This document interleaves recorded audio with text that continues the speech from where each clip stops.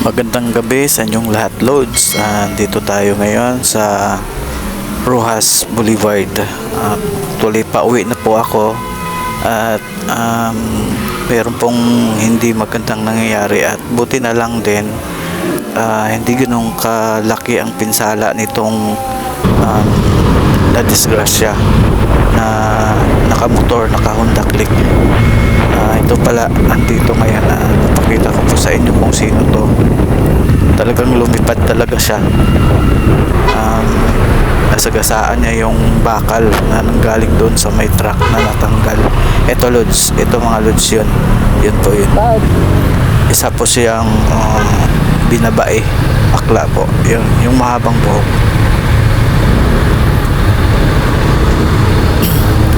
Yan, Lods. At buti na lang sa awa ng Diyos at wala namang ganong kapinsala ang nangyari sa kanya. Siguro may mga gas-gas lang to. Ayan, Lods, siya yung nasa unahan ko. Ayan, yan. Yung mahabang buhok na yan, siya yan.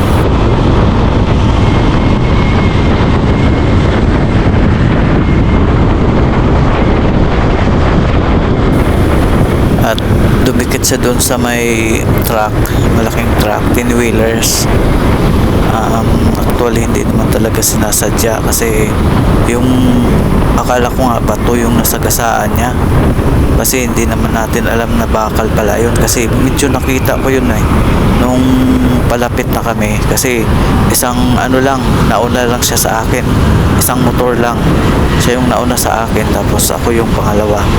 Actually nasagasaan ko rin yun pero maganda lang yung kapit ko sa manubila kaya hindi ako lumihis, pero siya, ito, kitang kita talagang lumipad siya napunta siya doon sa may truck, sa truck wheeler, 10-wheelers truck,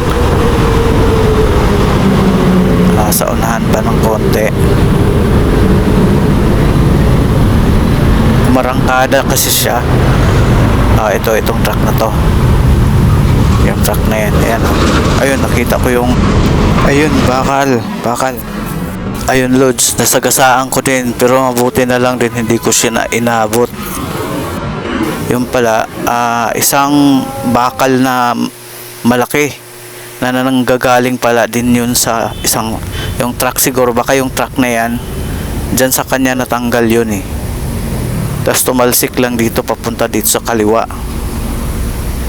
Ayun mga Lods, buti na nga lang ganun lang, at ang buti na lang din itong driver, yung truck driver, hindi rin balasobas, kasi kung iba-iba lang yun talagang dinerecho yun, and huminto siya kaagad. Sana yun, tumalsik na ba to? At dito sa Rojas Boulevard talaga madilim talaga itong kalsadang to. Lumiwanag na to dahil sa ilaw natin at ilaw ng mga sasakyan, pero talagang madilim, kaya nananawagan po ako kung sino mang dapat gumawa dito, at dapat sana lagyan nila ng maraming ilaw, kasi highway po ito napakadelikado po, pati po yung mga lubak dito nung nakaraang bumabaha-baha, hindi po makikita kasi ang dilim po talaga. Kaya sana po sa Mayor ng Maynila, pansinin nyo naman ang Rojas Boulevard, madilim po, bigyan ng liwanag dito sa highway na to, kasi delikado po sa mga motorista, lalo na sa mga nagmumotor lang tulad namin. Talagang masisimplang talaga, kahit na magdahan-dahan ka lang, dahil sa mga anlalim talaga ng mga butas dito, dahil sa mga baha, malakas ang ulan nung nakaraang nagdaang linggo.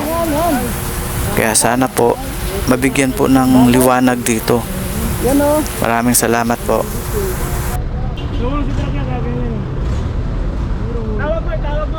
Ayan o, ito yung nasagasaan mo.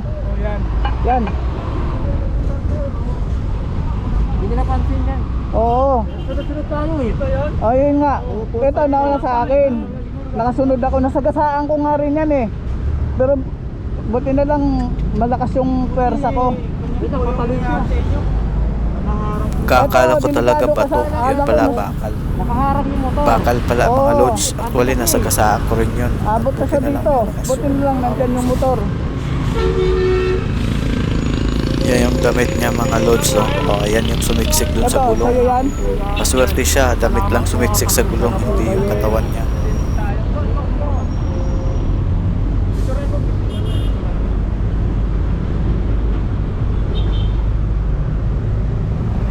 Nakaharang po yan sir sa daan. Swerte ka pa. Swerte ka. Ang laki-laki niya, no? Swerte pa. Buka muna, baka ano. Buka mo na dyan. Hindi sana makuha yung bag ko para matawagan No, pasok na pasok talaga yung motor niya. Ayan, ayan oh. Ayan, pasok na pasok yung motor niya. Buti na lang din at pasalamat pa rin tayo sa Panginoong Hesus na walang nangyaring masama.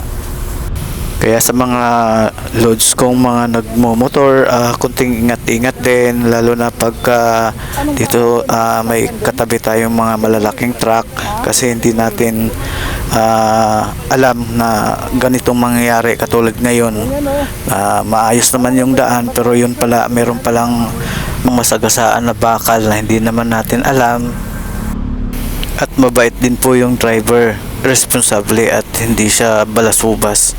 Kasi kung sa iba-iba lang yun, baka tinuluyan siya, baka sinasagasaan. Kasi alam mo naman yung mga driver, yan kapag may nasagasaan sila, talagang tutuluyan nila.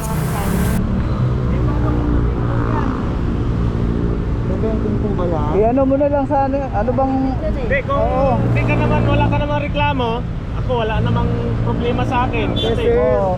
Disgrasya yun eh. Kasi po wala naman pong may kasalanan. Disgrasya yun eh. Kasi nakaano naman Lagi po. pasalamat Oo. lang tayo na walang nangyari sa'yo. Eh, sir, okay. tayo na lang natin to, tayo na lang natin kung aandar pa o ano. Kasi wala namang kasalanan. Dahil na sagasaan mo lang yung... Opo, pareho naman pong walang kasalanan sir. Tara, tara. Subukan natin. Sige na. Teka lang, magpipicture pala sila, magpipicture taking. Sige, picturean nyo na. Sige. Ano, kung may reklamo man sa atin, masagot natin. Oo. Hindi sir, okay lang po.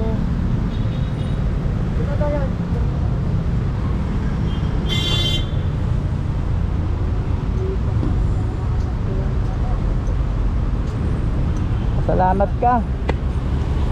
Lunas talaga. Oo. Tsaka si Sir, hindi yung Hindi ako tipong... mabilis na ano eh.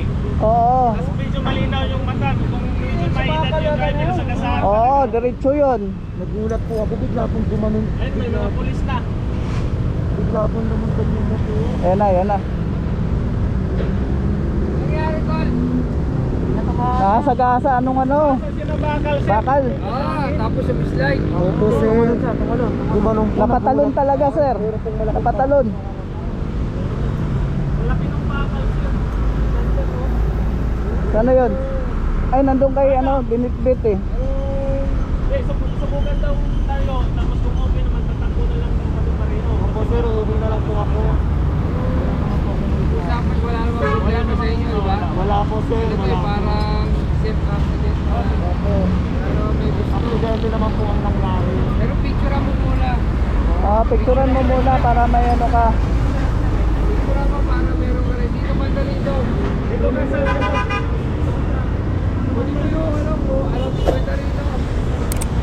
Meron ba isa? Okay ka na? Opo, okay lang po ako. Sige kuya, ingat, ingat, ingat ka ha. Ingat, ingat.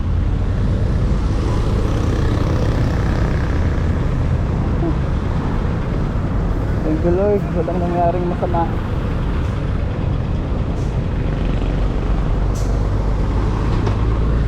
Yan mga loads, uwi na ako, mauna na ako sa kanila dahil gusto ko na rin makauwi at makapagpahinga.